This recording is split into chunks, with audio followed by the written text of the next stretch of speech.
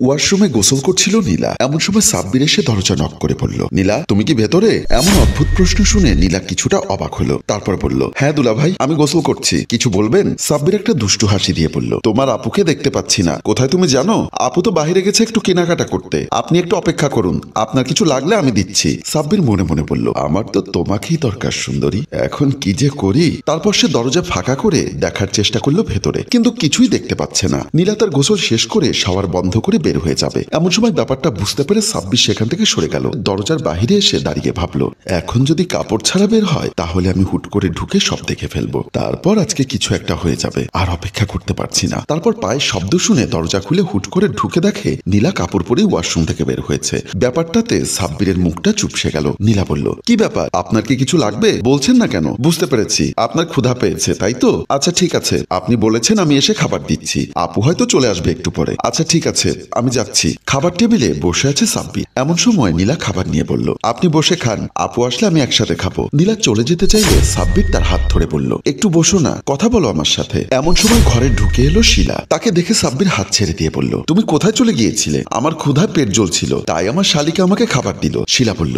ভালোই হয়েছে, আমার আসতে একটু দেরি হয়ে গেল। নীলা খেতে বস, একসাথে খেয়ে ফেলি। তারপর তারা সবাই একসাথে খেতে বসে গেল। আর সাব্বির মনে মনে ভাবতে লাগলো, কিভাবে কি করা যায়। মেয়েটা যখন থেকেই বাসায় এসেছে তখন থেকে কিছু একটা করার জন্য সুযোগ খুঁজছে সাব্বির। আরো পরিষ্কার করে বলতে গেলে, যেদিন প্রথম বিয়ের জন্য শিলাকে দেখতে গিয়েছিল মায়ের সাথে, সেদিন শিলার পাশে তার ছোট বোন নীলাকে দেখেই তার মাথা ঘুরে গিয়েছিল। মনে মনে ভাবলো, যেমন বড় বোন তেমন তার ছোট বোন, দুটোই যেন হুড়পড়ি, দুটোকে যদি একসাথে পেতাম। নীলা বলল, দেখুন দুলা ভাই, আমার আপুকে পছন্দ হয়েছে কিনা? আমার আপু কিন্তু অনেক সুন্দরী। নীলা আরো নানা কথা বলতে লাগলো, কিন্তু সাব্বির মনে মনে ভাবছে, শিলাকে তো এতদিন ধরে এসেছি, আর বিয়ের পরে তো পেয়েও যাবো, কিন্তু এখন যেটাকে দেখছি সেটাকে পাওয়ার জন্য মনটা কেমন যেন করছে। শিলার ডাকে ধ্যান ভাঙলো সাব্বিরের। সে এতক্ষণ নিজের অজান্তে তার শালিকার দিকে তাকিয়েছিল। নীলা বলল, কি হলো দুলা ভাই, খাওয়া দাওয়া বাদ দিয়ে আমার দিকে তাকিয়ে আছেন কেন? না কিছু না, ভাবছি আমার শালিকা তো বড় হয়ে গেল, এখন তো বিয়ের সাথে চিন্তা ভাবনা করতে হবে। দুলা ভাই, আপনি আবার ওই সব কথা শুরু করলেন, দূর, ভাল লাগে না। শিলা বলল, ও তো ঠিকই বলেছে, তুই এখন অনেক বড় হয়ে গেছিস, এবার আস্তে আস্তে তোর বিয়ের কথা চিন্তা করতে হবে সবার। তারপর সবাই হাসতে লাগলো। রাতের বেলা ঘুমিয়ে আছে শিলা। তার শালিকার ঘরে ঢুকে দেখলো তার শালিকা নিশ্চিন্তে একটা ঘুম দিয়েছে। তারপর সে ঘুমের মধ্যে তাকে ছুতে যাবে, এমন সময় হঠাৎ উঠে বসে গেল তার শালিকা। একটু অবাক হয়ে দাঁড়িয়ে গেল সাব্বির। তারপর বলল, কি ব্যাপার, তোমাকে তো ঘুম মনে করেছিলাম, তুমি কি ঘুমাওনি? নীলা একটা হাসি দিয়ে বলল,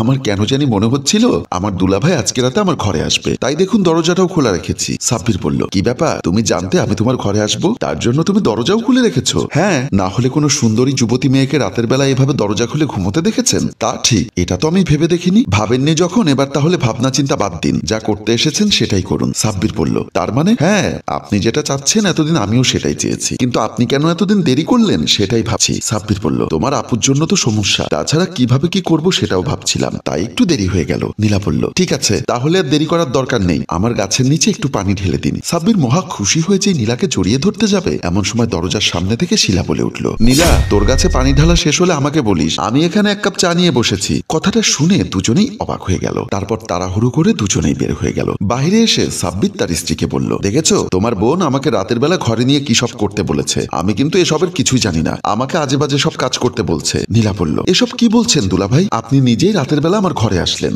আর আমাকে ঘুমের মধ্যে করতে চাইলেন, সেটার বেলায় কি হবে, সেটা কি কোনো দোষ না? শিলা চায়ের কাপটা রেখে উঠে দাঁড়িয়ে সাব্বিরকে একটা চড় মারল। অবাক হয়ে সাব্বির বলল, ডার্লিং, তুমি তোমার বোনের কথা বিশ্বাস করে আমাকে চড় মারলে? এমন সময় কাজের মেয়ে লামিয়া এসে দাঁড়ালো। তাকে দেখে সাব্বির আরো ঘাবড়ে গেল। কি ব্যাপার লামিয়া, আজকে এত রাতে তুই এখানে কেন? শিলা বলল, আমি বলছি ও আজকে এখানে কেন? শিলা রান্নাঘরে কাজ করছিল। এমন সময় লামিয়া এসে বলল, আপা, আপনাকে একটা কথা বলতে চাচ্ছি অনেকদিন ধরে, কিন্তু কিভাবে বলবো বুঝতে পারছি না। আরে বাবা, তোকে তো কখনোই আমি কিছু নিষেধ করিনি, বল না কি লাগবে, তোর কি ছুটি লাগবে নাকি? না আপা, ছুটির কথা না। শিলা বলল, তাহলে কি কিছু টাকা অ্যাডভান্স লাগবে? বুঝতে পেরেছি, আমি তোর ভাই আসলে বলে দিব রাতে। লামিয়া বলল, আপা, আমি আজকে এসব কথা বলতে চাচ্ছি না। শিলা একটু চিন্তা করে বলল, কি এমন কথা বলতো? লামিয়া বলল, আপা, আসলে সত্যি বলতে আমি যখন বাসায় তখন ভাই আমাকে নানা রকম কথাবার্তা বলে। কি কথা? লামিয়া ভয়ে ভয়ে বলল, ভাই আমাকে বিভিন্ন বিশ্রী ইঙ্গিত করে। শিলা ধমক দিয়ে বলল, চুপ, এসব বাজে কথা কেন বলছিস আমার স্বামীর নামে? আমি সত্যি বলছি আপা, বিশ্বাস করুন। শিলা কিছু বলতে যাবে, এমন সময় নীলা এসে বলল,